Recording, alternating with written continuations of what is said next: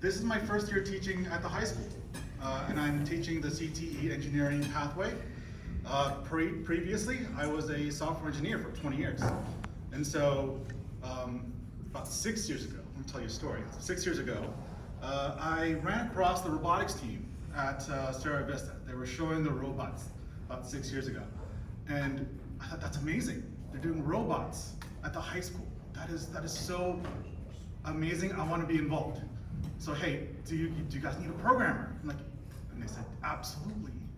So they roped me in, and 6 years later, I loved it so much that I abandoned my career of 20 years and became a teacher, because we have something very special in Hollister, and that is a group of kids who are so passionate about STEM, about engineering, about robotics, that they're willing to devote a good 20 to 30 hours a week on their spare time to come into a classroom and build a robot. So I'm going to talk to you about that. I have some slides. The cord doesn't quite reach over here, so I'm just going to use my teacher voice, and I'll get started. But that's portable. Yeah, you can grab it. Oh, heck yeah, that's awesome. All right, this is cool. And thank you so much for having me come. I'm really excited to share what we have, thank you, going on at the high school. So, again, who am I? So I'm the CT engineering teacher. I teach Principles of Engineering and Engineering 2. I'm also the coach for Deep Space Robotics, the robotics club at the high school. Me and Mr. Fitch, we co-coach that. I'm also the chairman and one of the founders of San Benito Robotics, which is a nonprofit that supports the high school robotics club, as well as puts on classes for elementary and middle school kids, so that we have a pipeline of STEM going all through our education system and then winding up in the high school. So, why is this important? We're creating opportunity in San Benito. We are really trying to tear down the barriers for our kids in the area. If people stick around with us, they end up 5 times more likely to enroll in engineering in post-secondary. We've been around for about 9 years. We've affected quite a few kids along the way. We've grown from, I think, 9 years ago, we started with 8 kids. Now we're at 55. We started the year with 77. Some kids tried out, it's not for them, which is fine. But how do you get those kids that opportunity in San Benito County? One is through the high school, right? So through the CT engineering pathway, we're really building this foundational knowledge of what engineering is. We take freshmen through juniors in our Engineering 1 class, and that covers things like scientific method, the engineering design process, agile methodology. We're teaching them how to break down problems and construct solutions, use their creativity, do project planning, working in teams. So even though what I'm going to talk about a lot is engineering, science, technology, a lot of what they learn in this program are soft skills. And as you know, as business leaders in the community, soft skills are a lot. They're very, very important, right? You have people who are coming in through the high school, getting into the working industry, and they're going to be able to communicate what they know. They're going to be able to learn from their peers and their mentors. They are going to be able to plan and follow through, and all those things are taught or have practice in engineering. So they go through Principles of Engineering, an intro there. Engineering 2, they really spread their wings. And then we're also newly working with Gatlin College with a dual enrollment. So as they're taking their Engineering 2 course, they're getting college credit they're getting a weighted grade. They're getting a leg up on so many other high schoolers who may not have had those opportunities. And the high school has been just amazing in really championing that and moving that forward. So again, I kind of jumped ahead here, right? So design, programming, teamwork and leadership, professional skills, problem solving. Those are the soft skills that we teach, that we allow them to practice, and then we really do try and push them to college and beyond. I saw someone taking a picture, so hold on. All right. In the CTE program, we really do want to work with industry, right? We don't want them to be siloed in this academic world. We want them to really make partnerships with industry, businesses, through college tours, guest speakers, internships, mentorships. We need the whole community to come in and help us build this next generation. And this is where Rotary really does fit in. Looking at everything Rotarians are about, it really is about this community and helping that next generation, building that larger piece beyond self. So this is one of the quotes from one of my students. The project taught me the joys of engineering. I love that quote. We built he made a music box. I took it to the STEAM Expo, STEAM Fair, and he saw like little kids, 5-year-old to 13, and they're all pushing the button, listening to his song, and he got connected. He saw that spark, and he made that spark. And that is something that he's going to take on through the rest of his life. So, the CTE program is amazing. Now, the robotics program is an extracurricular club. It is beyond school hours. And I said, 20 to 30 hours, I wasn't kidding. Like, they spend that much during on season, where they're developing a robot that then plays a game with other robots. It's a 3-on-3 competition. They get the specs for that robot in January. They have 6 weeks to build a bot. And that bot is 125 pounds and stands about this high. This high. It's pretty impressive. 6 weeks. Then they take it, we travel. We go to Sacramento, we go to competitions, and we compete with other high schools, other clubs. So, as I mentioned, we were founded in 2016. We started pretty small. We had a COVID year where we weren't quite sure if the club would survive. But then we rebuilt.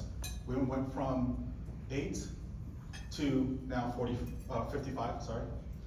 And we actually went to, so we've been struggling, right? It is hard to build that robotics knowledge in a short amount of time. But this past year, we have gone to 2 competitions. The first competition, we were in the finals. It's the best we've ever done competitively with a robot. The second competition is hosted here in Hollister. And we bring in 28 teams, each team roughly, almost like 20 to 30 kids, and then they bring their whole families. So we are really impacting the community. And in that home competition, we actually took home the Spirit Award. So in both competitions, we walked away with little trophies. And the look on these kids' faces when they win a trophy, I mean, it may sound small, but it is just the best thing ever. Like, I live for that moment. So yeah, we're doing extremely well this year. Oh, hey. As always, I'm one slide ahead. But yeah, we were top six of the event at Sacramento.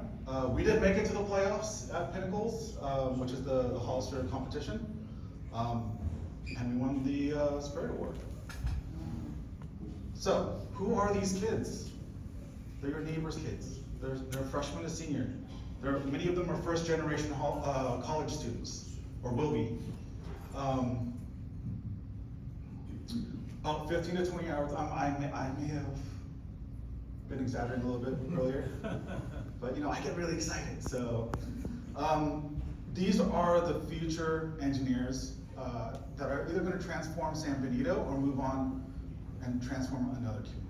I'd like them to stay here, but we need to create more opportunity in Hollister. And so I'm trying to get them to understand the business side, understand the entrepreneurship side. And if we have some business people come in and talk to them and encourage them to become entrepreneurs themselves, that will build upon itself. And at some point, we could be the robotics capital of America. And I would love to get there, but we need to start somewhere. And we're very well positioned geographically, I just have to say. So it does take a village, right? I've been talking about how people come in and help. Now, Mr. Wade is an exemplary mentor for us. He works at Apple, and he attends, I want to say like 75% of all practices. So he is here 15 plus hours a week on his own time, where he could be doing other things. And he is in the back with the kids, shoulder to shoulder, showing them how to like work a screwdriver, or how do you work the CNC machine, or the drill. And that kind of partnership is extremely valuable for him, because he gets to have that connection. He gets to have, his son is involved in the program, so there's that. And he's looked up to, he's valued, and listened to, because these kids are there not because they're forced to, but because they are that passionate about engineering. He's also a board member of San Benito Robotics. San Benito Robotics we created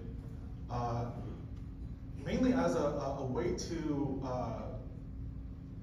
ease the financial pathway through donations all the way to spending on, let's say, $200 motors, right? It is a lot easier to do that, and it is,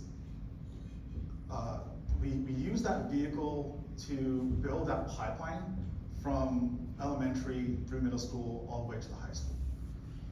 So we do a lot of outreach, community events, and we bring in mentorship through that program as well. So here are some of our current sponsors. They've been amazing. I actually, there's always room for more, obviously, but I do want to mention the high school invests a lot of time and energy into our program, but there's always room for more. Robotics is a very expensive sport. So why this matters to Rotary? Vocational skills development, youth leadership, community service, cultural awareness, citizenship, and education. All of those are touched upon through most, if not all, of the programs that I'm talking about here. The CTE Engineering Pathway, the Robotics Club, and San Benito Robotics, the nonprofit. So where are we going from here? I would love to have Hollister be the robotics capital of America. I would love to have industry pop up here that give opportunity to these kids to exercise their engineering prowess. And to do that, I feel like we need a makerspace. Now, a makerspace is a space that has all the equipment necessary to do engineering, a CNC machine, a 3D printer, etc. The high school is a great spot right now for the high school kids. It's not so great for maybe the elementary or the middle school kids to come in. It's not so great for maybe the general community to come in, adults. teenagers who are, or college kids who are looking for something extra to do. So Makerspace would solve that. That's my dream.